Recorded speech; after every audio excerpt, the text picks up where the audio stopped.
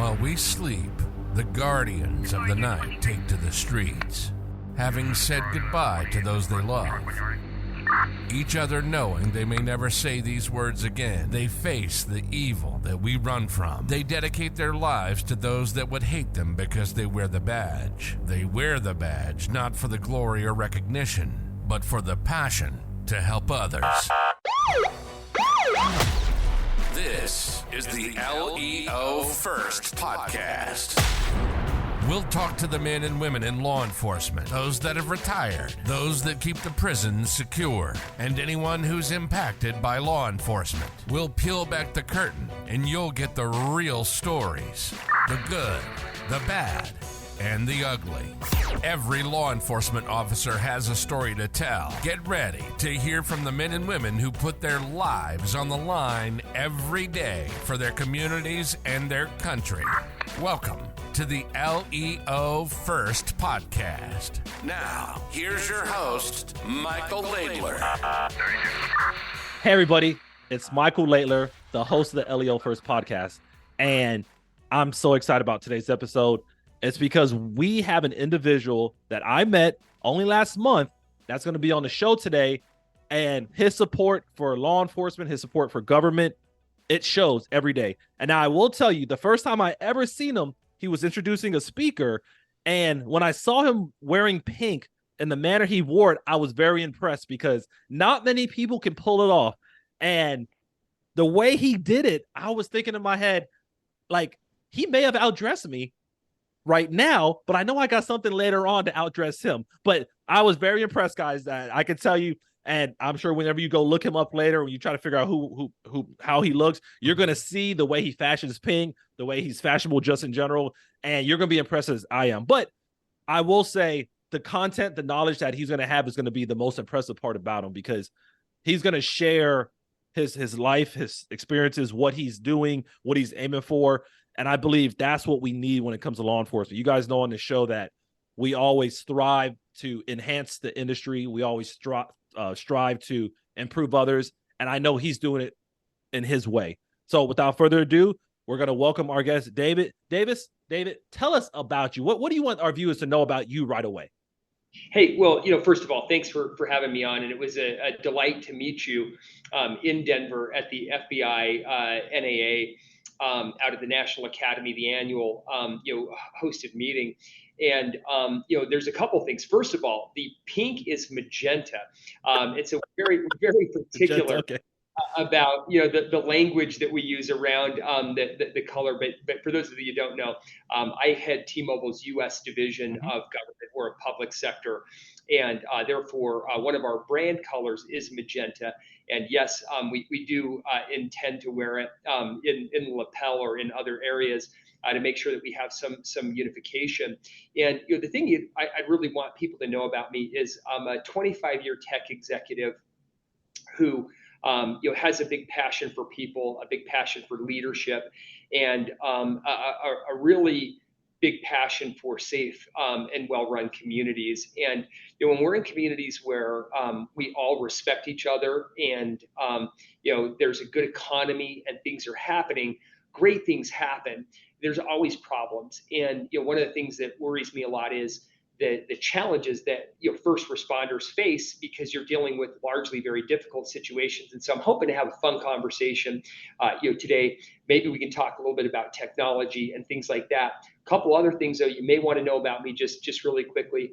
I do own an urban fruit farm and raise cherries, apples, peaches, pears, and Italian plums, and try to make sure that not only myself, but my family gets a chance to work hard. I've got an office job in the day, and so it's fun, in part-time to be around nature and to do, hard work like that, and then be able to try and give back. And we donate a lot of those, produce and givings to shelters and women in need and families in need at no charge to them. And so, there's a business side and certainly a personal side. I'm a father, really passionate about my kids, really passionate about sports and, like local community, things like that. So I hope that gives a little bit of a preamble, and looking forward to having the conversation.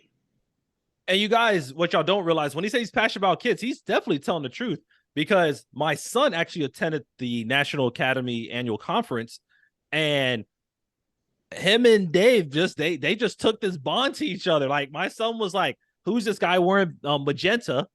And he was like, "I just want to meet him." So it was cool to have that experience, and I can see the family in him. Now, Dave, I do want to talk about the fruit farm, but something that I didn't think about until we were talking was, you said you've been in this industry for wireless communication tech for 25 years. So if I date back, and if my numbers are right, that would be 1998. So there was a lot of changes, and I can tell you, I was a young man back then, and cell phones and smartphones weren't even existent, at least not to me, at least. Right. We had Blackberries, PDAs. We had what was that thing called that we used to text on? Two-way pagers. I mean, I mean, what we see now is a lot different. So for you, how have you seen the industry change? Like obviously we've all seen it change on the front end, but at least on the back end, how have you seen like some of the tech just nowadays? Well, Michael, there are listeners right now who are going to be like, their mind is going to be blown, because you wouldn't even believe it. Back in '98 when I first started, I'm like, this cellular thing, it's going to be a thing. I was doing an internship with GE Healthcare, and I love GE. It was a great company. I was in the ultrasound modality, and it was, Jack Welch was the CEO at the time, and it was America's most admired company. And they'd asked me to relocate, and I'm like, it wasn't, a great time for me to be able to move personally. And so I sort of, went out and sought out into the industry what I thought were emerging trends that would be cool. And the cellular thing sounded like it was going to be a pretty big deal. And not very many people I knew at the time had a cell phone. And they were just starting to kind of become more available, from the $3,000 bag phone.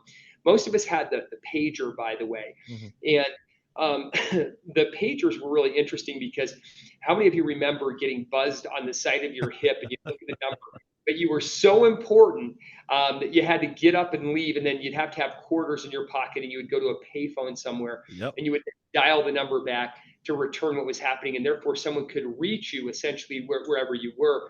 And the paging industry was sort of the very first method of that. And you mentioned two-way pager, which was sort of originally a pretty mind-blowing concept. And I actually, early in my career, wondered who is actually going to send SMS messages, and like, why would you do that? And it's really fascinating, because back then, now some of you remember this and others of you have no idea what I'm talking about, but you had a dial pad, and on the dial pad, like, the number one button would have A, B, or C on it. So the way you would spell cat is you would hit that button 3 times to get a C, and then you would type the next letter. So it wasn't exactly the fastest piece of communication, which is why at the time I thought, will this turn into anything? But here's something that's mind-blowing. I had a chance to go to the Smithsonian about a month ago and do the ribbon cutting for the history of the cell phone. So starting in the industry and then doing the ribbon cutting for the history of the cell phone. So look at these data points. So in the Smithsonian, what they put in there in Washington, D.C., was they put in all the stuff that the cell phone had essentially replaced. And things that they had on the wall were really interesting, like a dictionary. So some of you remember, like, literally looking up words versus saying, "Hey Google," "Hey Siri," "Hey Alexa," like, what does this mean? That you actually like looked it up in a physical book. The other things that they had in there was film. And some of you know what I'm talking about, but there were a couple, Fuji and Kodak and a couple of other companies who made a lot of film. And you would buy these rolls, and then you'd have to have this like bag under your bed, and you would wait until you had enough money to take it to the store and get it developed. And you didn't just take a bunch of photos. And still, people who did that process today, when they're taking a selfie or when they're taking a picture, sometimes they only take 1 or 2, but they're free. You can take as many as you want, but that hesitancy is still there, driven back from that kind of stuff. And the fax machine was like this huge innovation, because people used to literally mail documents, like legal documents or contracts and things like that. And FedEx and UPS became a big deal because they did overnight shipping. And when you actually could fax that stuff, and put it through a transmission, it was really game changing, because you weren't paying $20 to send these documents overnight, even though your level of sophistication. And then came like the BlackBerry, where you then started to email and do those types of things. And even things like physical keys are starting to become a thing of the past, and even like a physical wallet, because your money is now digital. Even Correct. your keys to a hotel room are now digital, and they're using near field communications. And so when you talk about that, Michael, going back from 98 to now, it is mind blowing. GPS gadgets. You look at everything that's sort of been consolidated into this one device, and it really is a thing. So for you, like, how was that experience at the Smithsonian? Like, I know you touched on it briefly, like obviously from a historical standpoint, it's amazing. But like, do you just like, I guess reminiscing back to 98 till 2023, like how was that like leading up to that process? Like, well, you're going to go do this ribbon cutting. Well, it was really cool. It was actually like, by the way, I did it on the day of my company anniversary, which was just coincidental. It was my 25th year, and I thought, would I have ever thought I would have gotten there? By the way, and I wonder, in the first responder profession, how people's careers have evolved, and like when they started, like what goes through their mind. But on my 25th year, I'm like, oh my gosh, here I am helping cut the ribbon at the Smithsonian, and we had our chief network officer, Ulfred Walson, with us. And also probably one of the greatest scientists of this day and modern era. When you think, about the great people who have invented things, he was one of the inventors of 5G, and he was there with us literally in person. And so to have people like that, it was a really powerful moment for me. And what it makes me wonder is, okay, that's where we're at now. Where are we going to go in the next 10 years? And they showed Michael the minerals that it takes to make these devices. And it's really interesting to think that like glass and the way that glass is manufactured comes from refined sand. So all these elements are part of the earth, but humans have figured out how to incorporate them into something that takes invisible binary code, zeros and ones that invisibly float through the air, and they decode by a piece of glass, metal, and plastic, and they sound exactly like someone else. You and I are hundreds of miles apart right now, actually thousands of miles apart right now, and a piece of glass, metal, and plastic are translating what we're saying into what appears to be our own voices. It's all artificial intelligence, coming back. And the fact that it can only find just you and decode those messages, it was like a really, really big moment for me. And I think about like, where is that going to go? Because they can now make glass transparent, where you can see images in glass, but you can see the real physical world through it.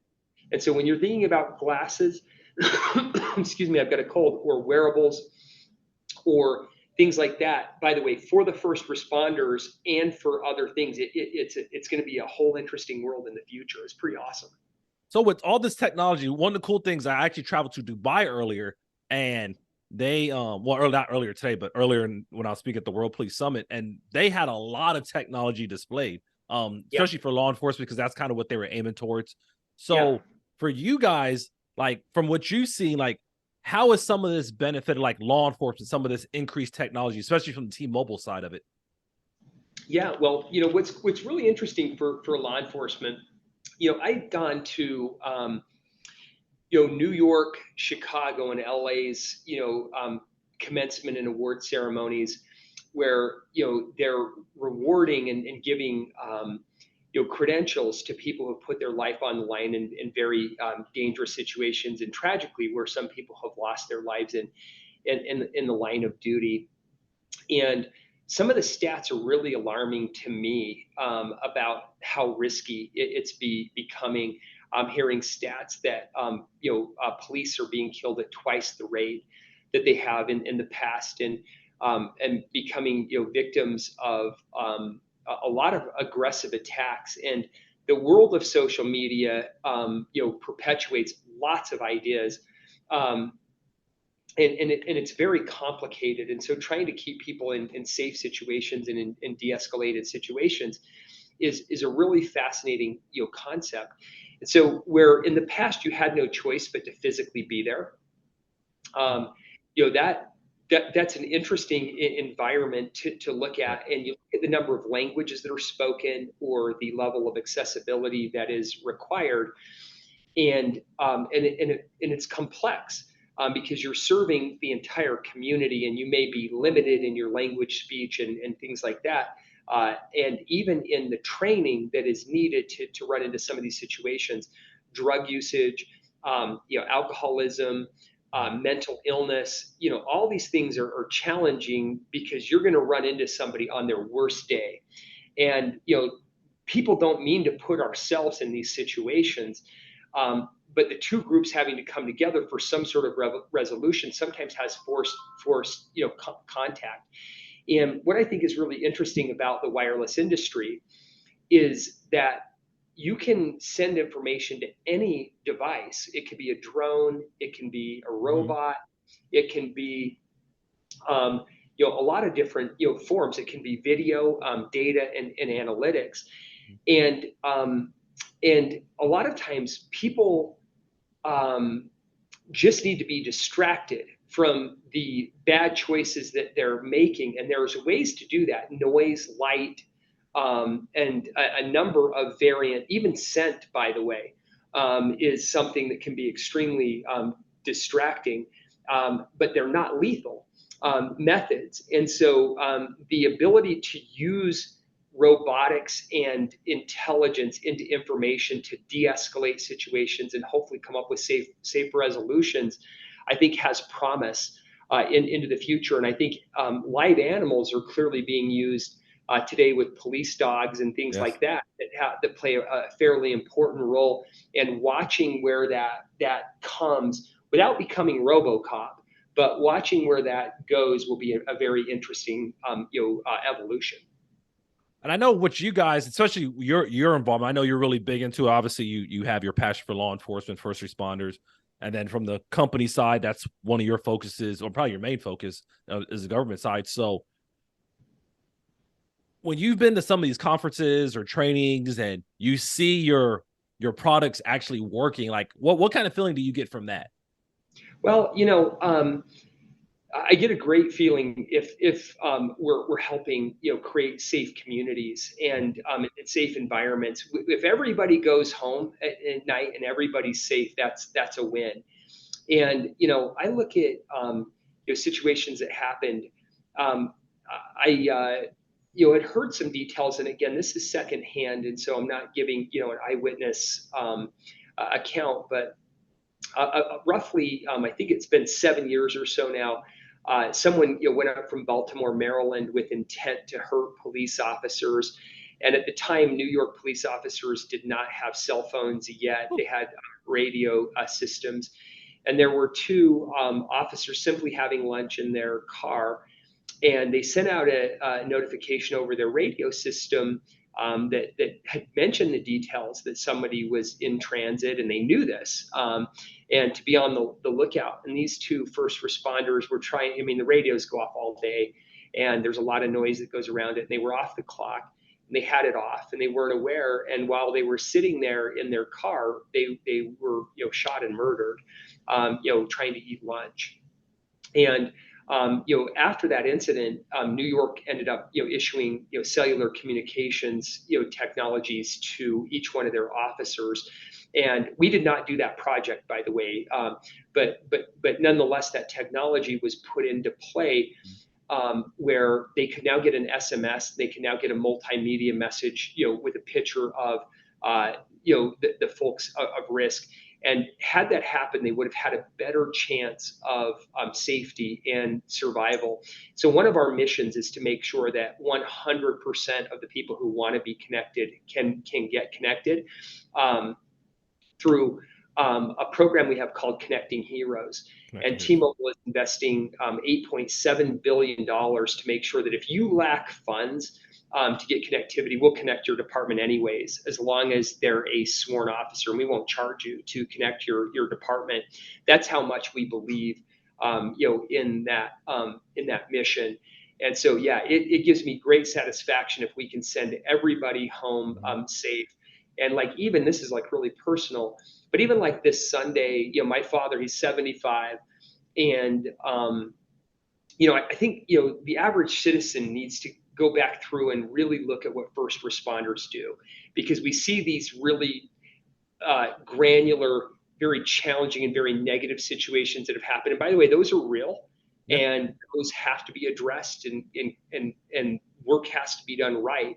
And unfortunately, there are people in every industry who don't do their job correctly, and they have to be Correct. held accountable, right, in those situations. But this Sunday, my father, was going into sepsis, and I could tell like he was starting to lose his cognitive motor function. His speech was not good because of an infection.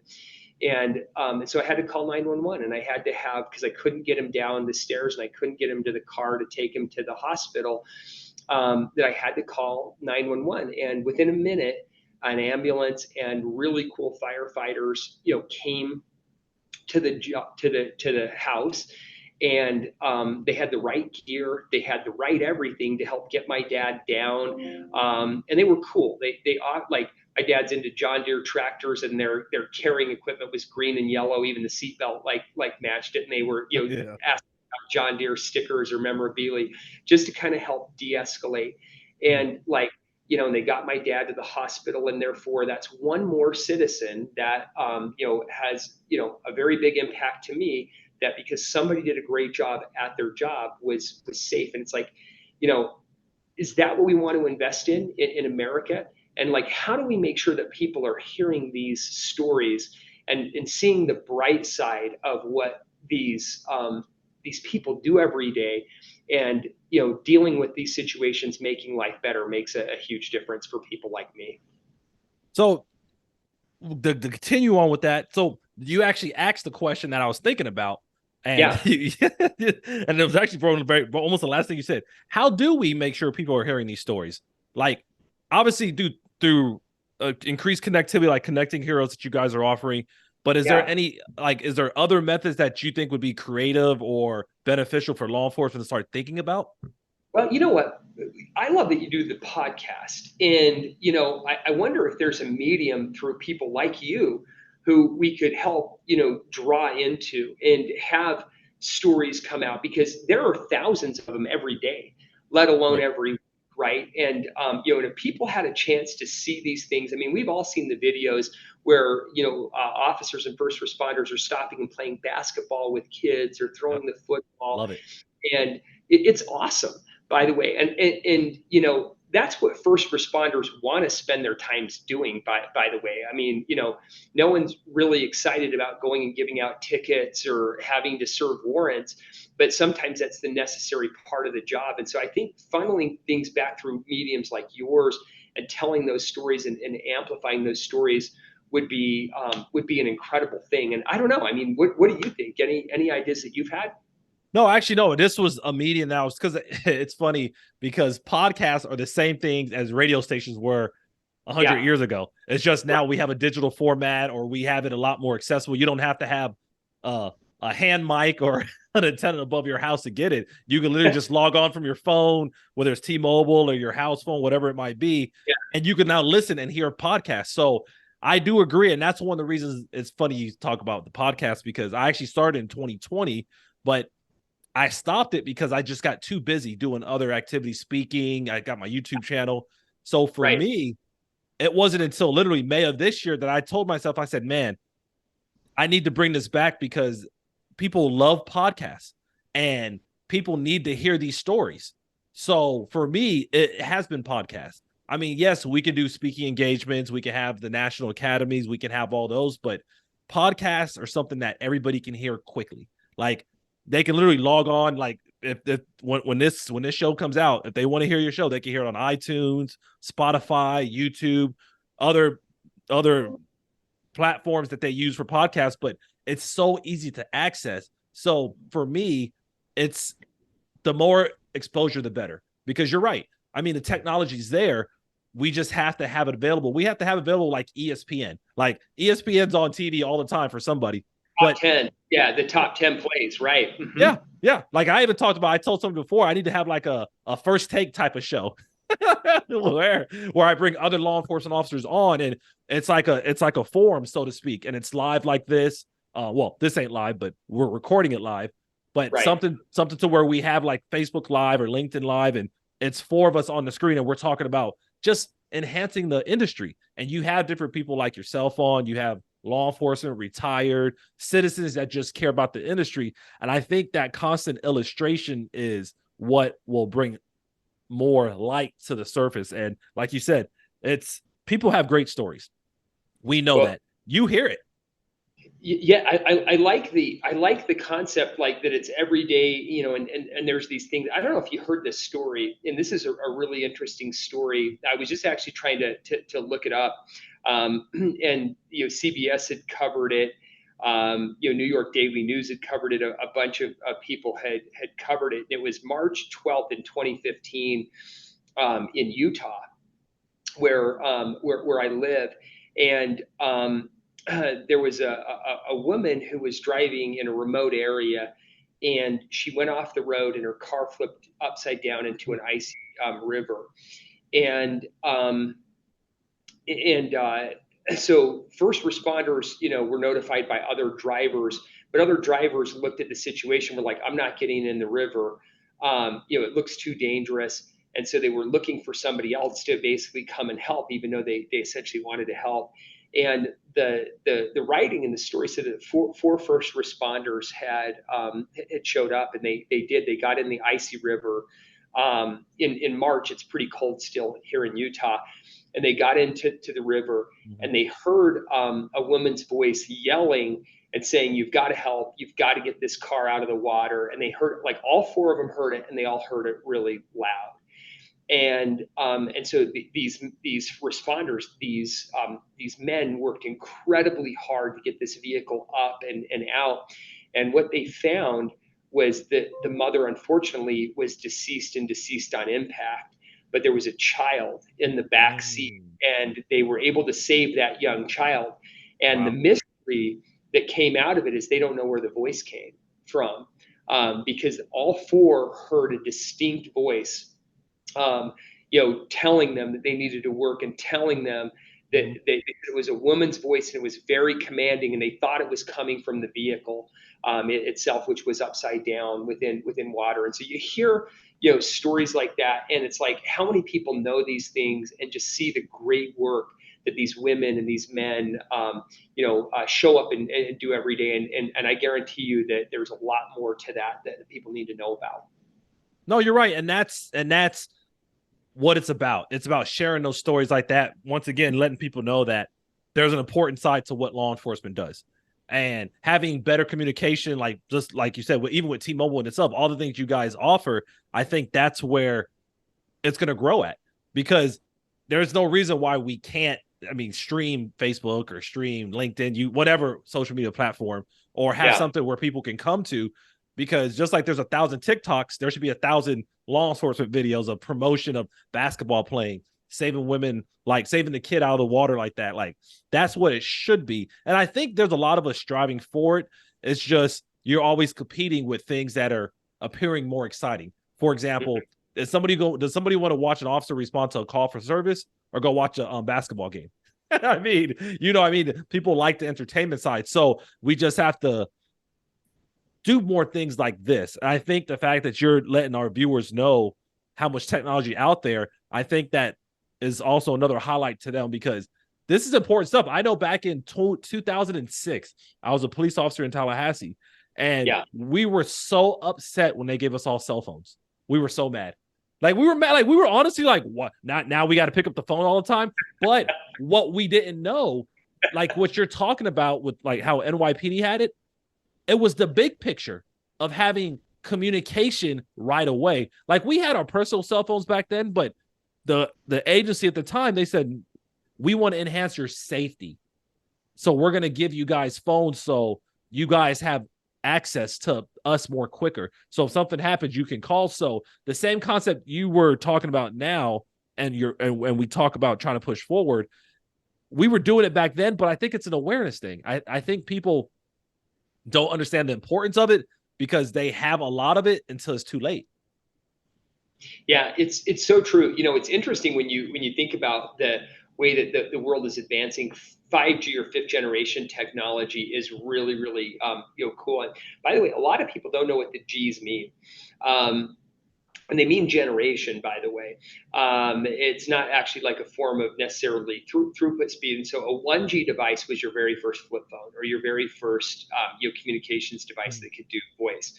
Your 2G device could essentially do voice and multimedia messaging or SMS messaging. And so that was an enhancement, from there.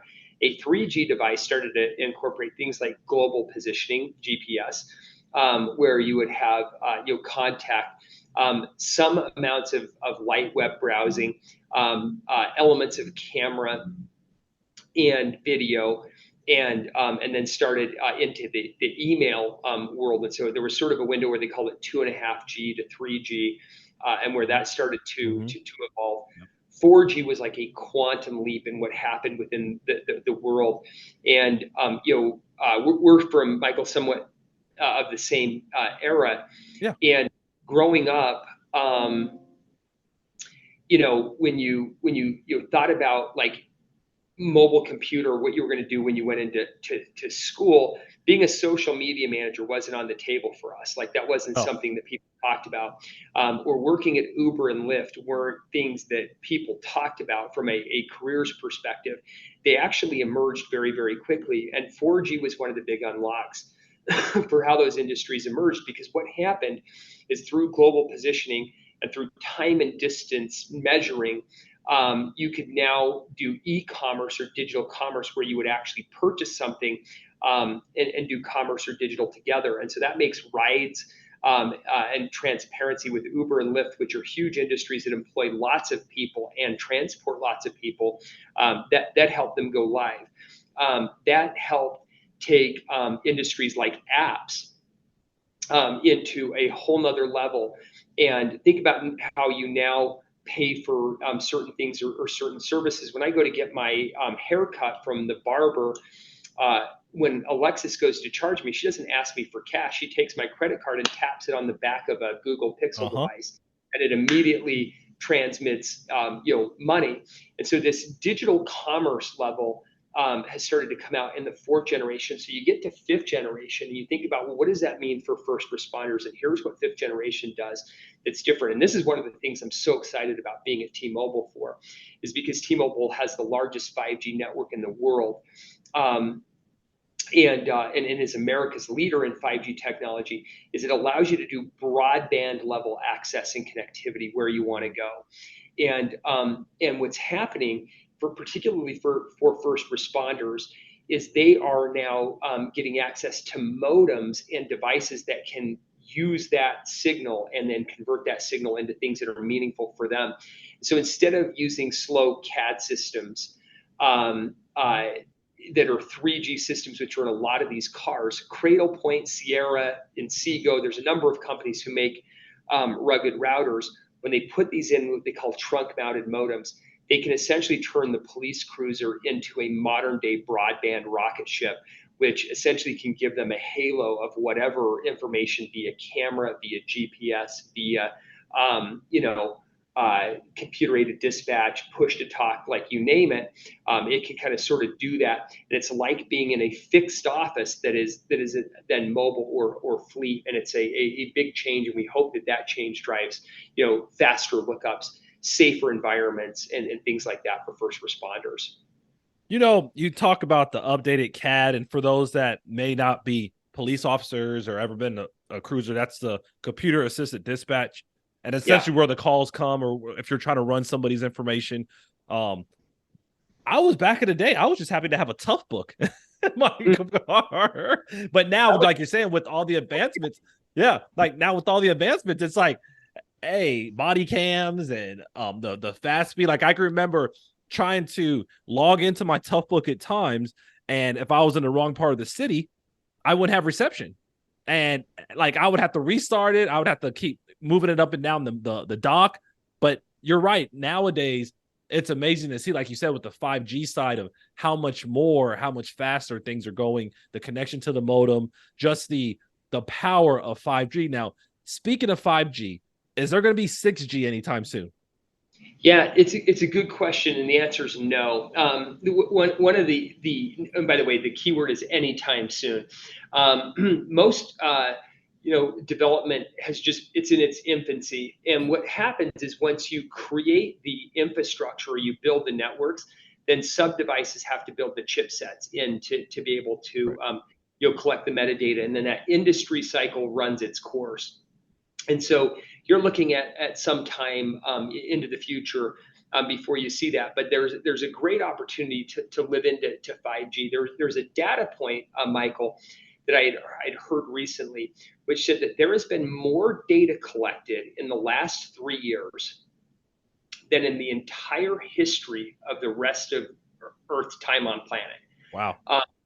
So think about that for a minute. The amount of metadata, machine learning, artificial intelligence, and those types of things have collected more information in 3 years than in the rest of the history of time and the world. And so the more devices that get connected that give metadata, the better off it's going to be. And I'll give you some examples of what that looks like.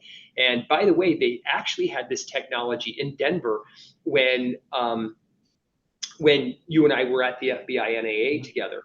So if you recall, when you went out of the convention center to the hotel, there was light rail tracks there in downtown Denver, by what we were saying. And if you noticed, there were signs that would light up that said there were pedestrians in the area, and it would basically tell other cars that there were lots of people that were standing in windows of space. And so what that technology is able to do is think about autonomous level 2 and level 3 cars or capabilities. So a Tesla, there's a Mercedes has a new version. There's a lot of new versions that are coming out. And it tells the car down the road that there are a lot of people in an area, so that car can approach more cautiously. And we were there on a nice sunny day. It's less risky, but that same metadata and that same communication could tell it if it was icy, so that you don't have a car that's using autonomous driving coming in hot and accidentally sliding in and hitting pedestrians. And so like notifying of the environment. And Colorado was one of the leaders. In fact, the governor's office 4 years ago started to do a study, and they started to implant chips that would be in the roadways, and they call it smart roadway systems. And that would notify of ice or animal movement in the area. And so if you have a lot of deer or a lot of elk or a lot of animals that are migrating across highways in the night or wherever, to pre-notify vehicles that this is a condition. And so that leads, by the way, to less first responder responses to fatality. It leads to less like roadside incidences and those types of things. And so that's where we start to see this whole world of 5G and metadata going. With all of that, obviously you stay busy with all the technology. And how do you keep up with all this? Because there's what you're giving to us, you're giving such great information. How do you keep up with all this technology change? Like obviously you're motivated, that's no doubt. Obviously you're dialed in, but what motivates you to continue to learn all this different type of technology?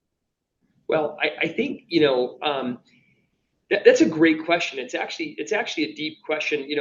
I would go back, I think it's so important. We sit all the time in life, right? We like, I sit in a car, I sit in an airplane, and I sit in a desk chair. And I think one of the things we have to do is we have to stay physically active, and we have to exercise. We have to take care of our health, and we have to look at our diets, right?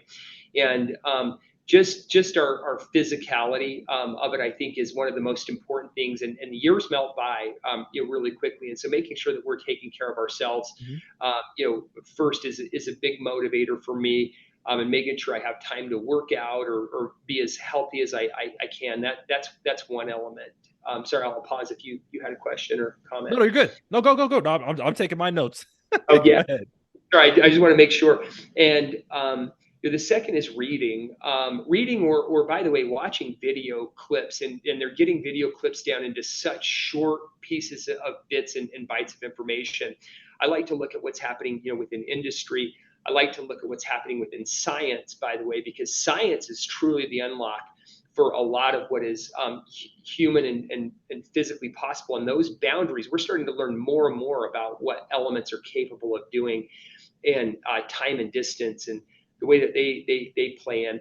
Looking at application, money, and banking, is also a very fascinating thing to take a look at, because if you follow money, you typically follow innovation, and you follow the investment, in terms of where that's going to go. And so those are things that I read a lot about, or research a lot about, or watch videos about, and it's just naturally interesting to me, to be able to do it. And then I think that the third thing is there's nothing like real life human connection, and being able to be there and meet cool people. Like, I think about the FBINAA that we were at. I got a chance to meet you. I got a chance to meet the first female Colorado fighter pilot, Tracy LaTourette. The year before, I got to have dinner with Jocko Willink. And you get a chance to spend time with great individuals, and start to build relationships. And I think all of us need to be doing that. And one thing that worries me is we are so busy that, like, are we really building networks and bonds with each other? And do we have peer groups that we can reach out to? One of the things that's on my mind is the mental health and the mental wellness of everybody that's out there. And it goes back to some of my earlier comments about diet and exercise and sunlight, and some of those things, and the amount of stress that people are in or under. But do they have a good network of people that if you need to talk, or you need to have an outlet, that's available? And so those are things that I at least focus on to try and keep going. And those are all things that will keep you busy. And those are all things that are very intrinsic, and it's things that, like you said, physically active, reading, real life connections. Those are things that we all can work on. Like, you don't need to have a special formula or a magical method. You can literally just physical activity, just go walk, like literally just walk around somewhere. Yeah. Walk around your house. Yeah, it's good. And by the way, the creativity levels go up. There, if you want to read about some interesting things, look at the power of scent and memory. Our minds have an ability to associate smells to learning. I know that sounds crazy, but it is true. Picture places you walk by a mowed field, and you can still remember the mowed field, because the scent of the field triggered your ability to remember where you were at that given time. It's powerful, stuff. And then just getting the sunlight and the exercise, it makes such a huge difference. Yeah. And like you said, those are the things that motivate you. I mean, reading, it took me years. Like, although I have a master's degree in business and I've done reading, I didn't really start reading regular non-textbooks until my late 20s. And because I didn't know any better. But since that time, I realized how much more I've learned, how much more I've been able to just think deeper. Yeah, it's interesting that you mentioned that, because the state of Tennessee did some studies through their Department of Education, and one of their leaders had shared with me that they had some patterns of illiteracy where they had generations that had 5 generations of illiteracy. So they were trying to get kids to just be interested in reading. And they ended up giving kids a tablet, and the tablet had nothing to look like homework or schoolwork or anything. It was simply images of things that might interest them. The images could be fashion, it could be hairstyles, it could be fitness or athletics. It could have just been interesting things. And so if you saw an image that you thought you liked or was interesting, you could touch it.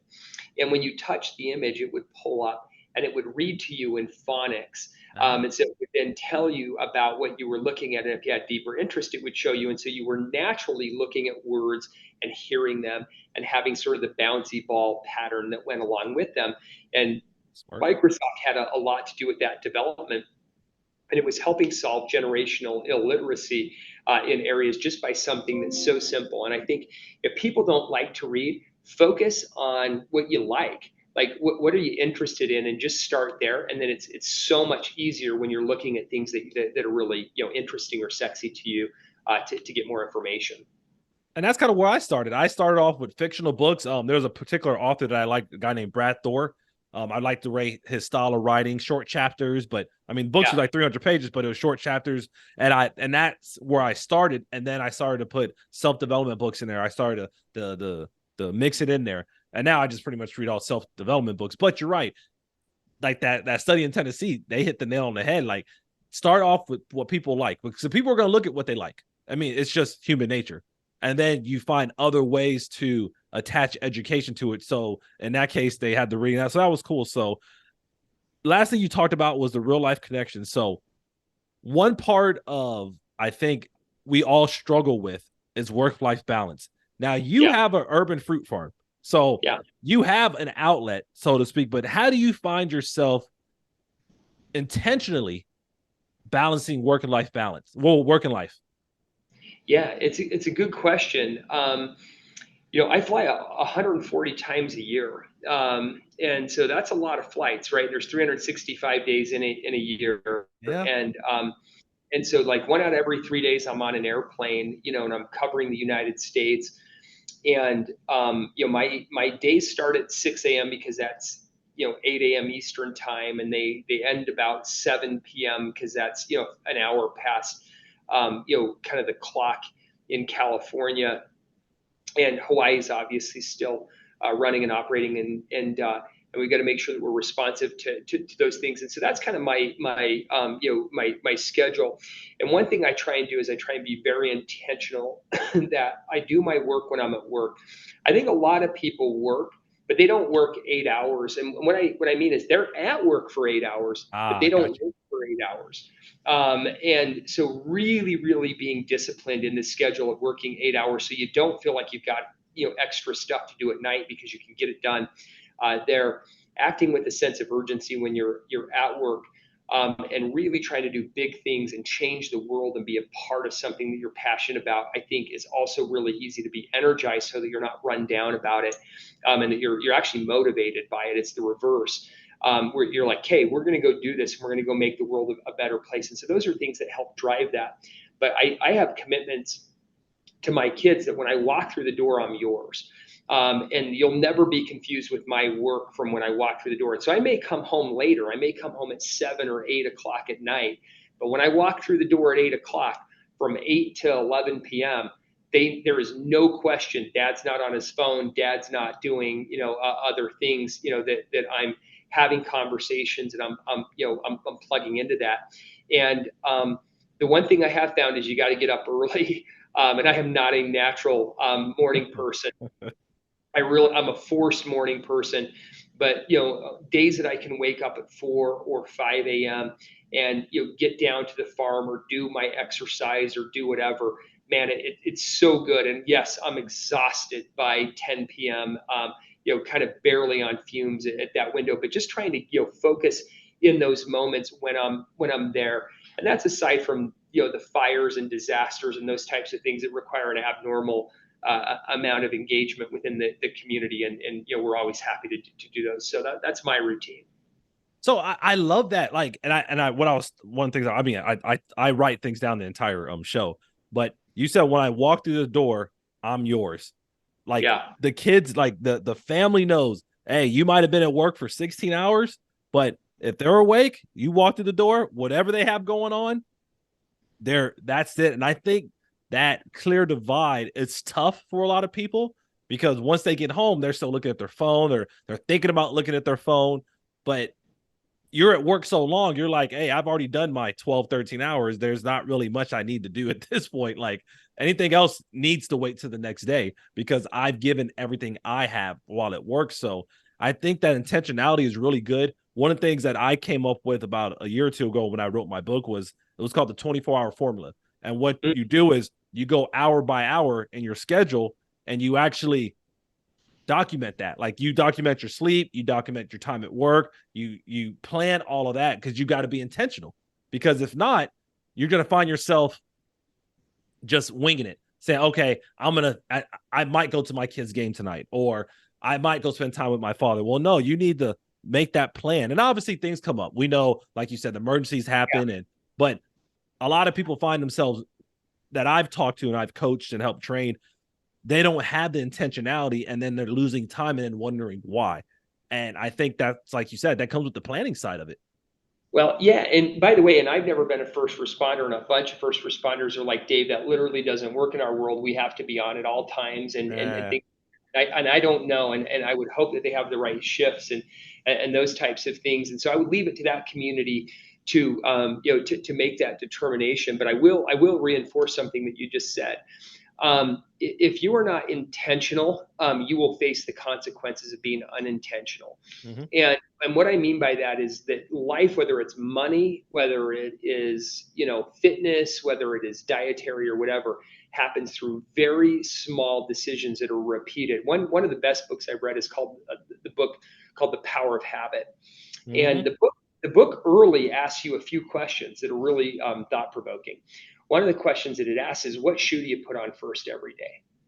And, even today, by the way, I've read the book many times. And even today, I'm like, I still don't know if I put on my right or my left foot shoe first. I think it's the left, but I'm not 100% sure.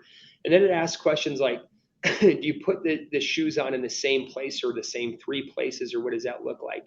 And it goes on to illustrate that we make a lot of decisions because we're memorized. We think we're highly intelligent, but we're on autopilot. And that's why we don't like change, because change causes our brains to have to really work harder and to think.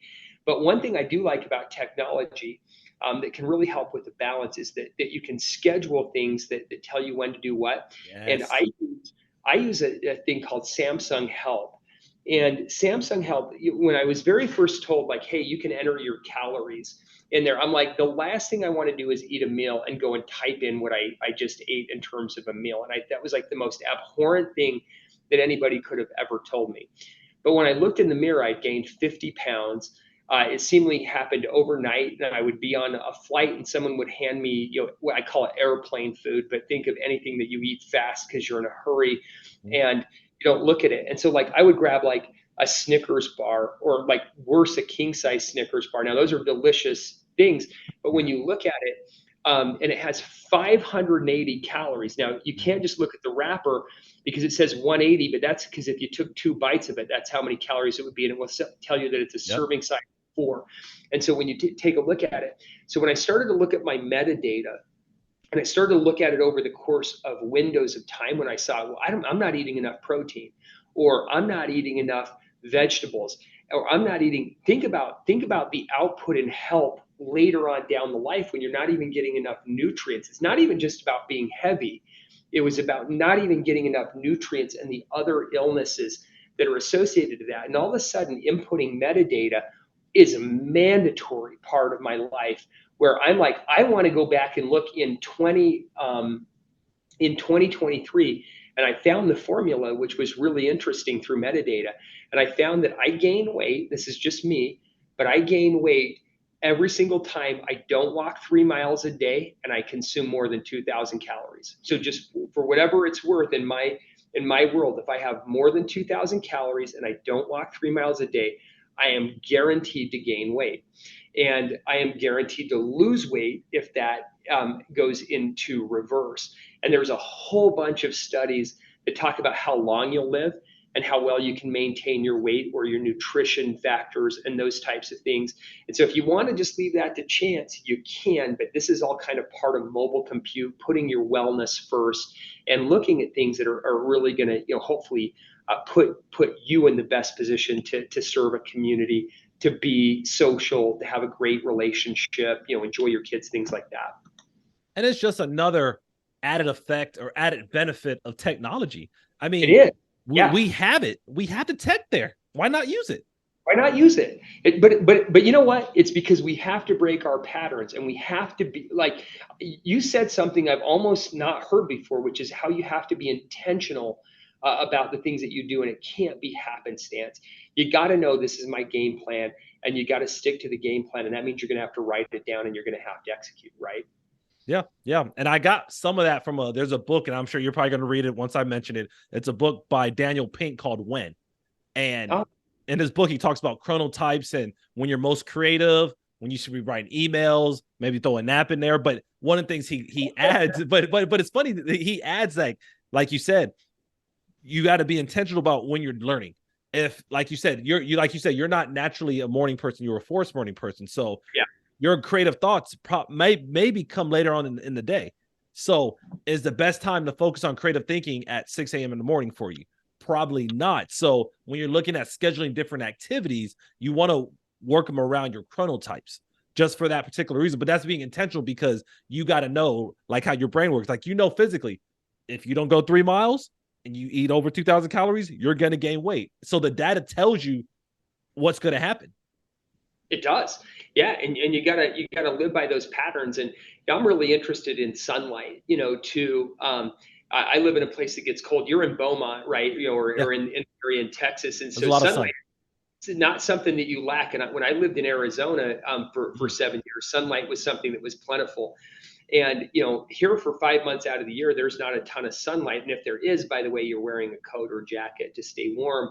I live near Park City, Utah, and so when you are dealing with those kind of things, there's not a ton of data that is out there to tell you, hey, this is the effect of sunlight or not. But I know for sure I felt different those 5 months when I lived in Arizona because my sunlight consumption was higher. And therefore, I think my vitamin D was higher. And so just like, how am I feeling and how, is this happening? The data is there. And I think, if we had any message for first responders, it's leverage the data and be intentional, or really anybody who's listening to the podcast, but be your best person and be all about being your best person.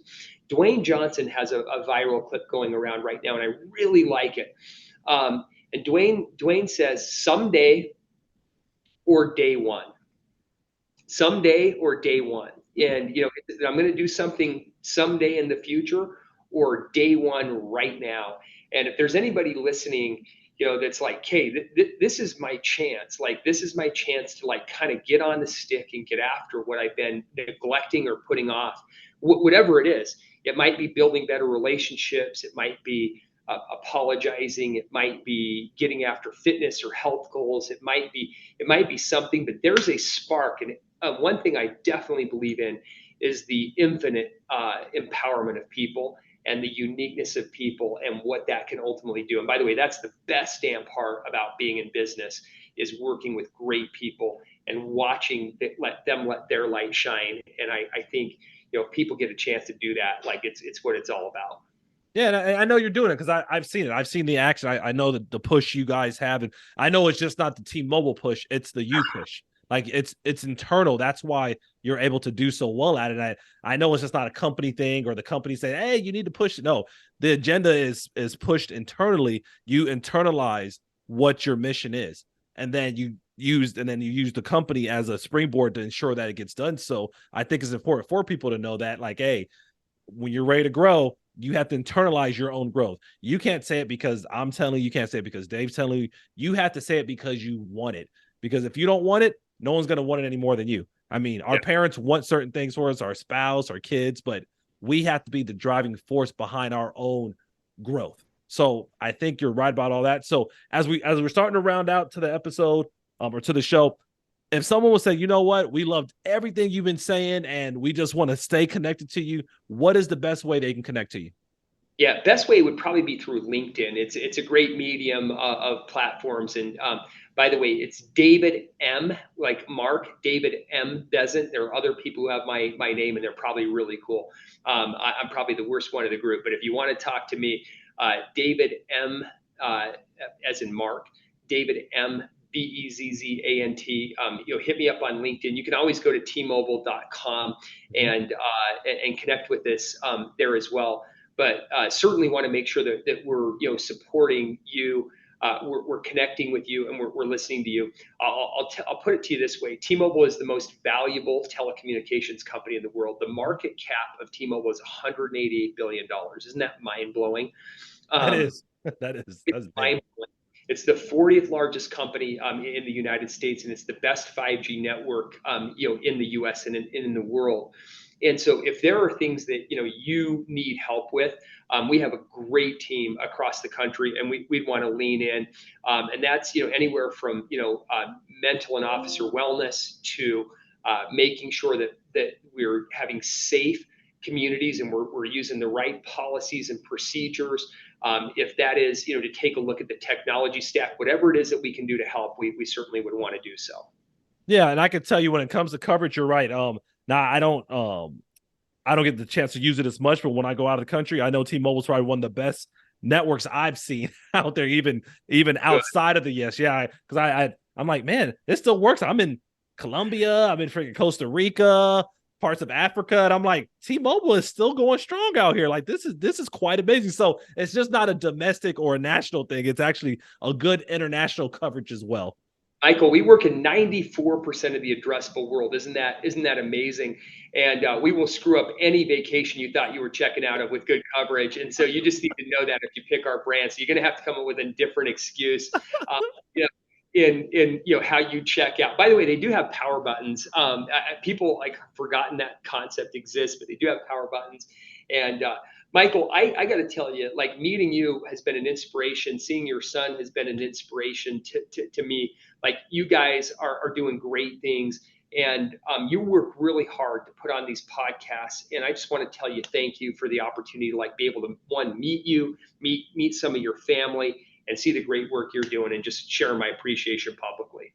Man, I really appreciate that. Like I said, as soon as I saw you, I was like, I got to get this guy on the podcast because I know he's doing positive things for law enforcement.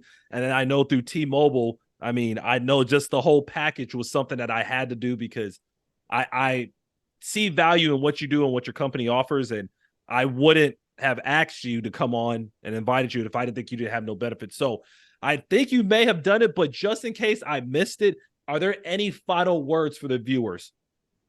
Final words is just thank you for doing it right. For those of you who are doing it right, we depend on you, and there's been a lot of noise in the market, around what you do, but never forget that there's so many people who appreciate what you do every single day when you do it right, and that's the thing is continue to lean into doing things the right way, making communities safer.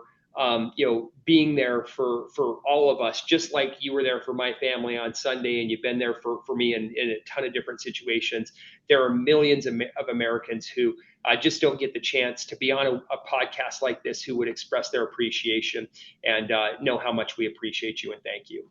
Yeah. Well, you guys heard it for my podcast family. If you're looking for a person, and I'm going to say a person, reach out to Dave. He's definitely a genuine guy. And it ain't just for the podcast show or the T-Mobile. I can tell you once again, just meeting him with my son fell in love with him. My son's still asking me about him, which is hilarious.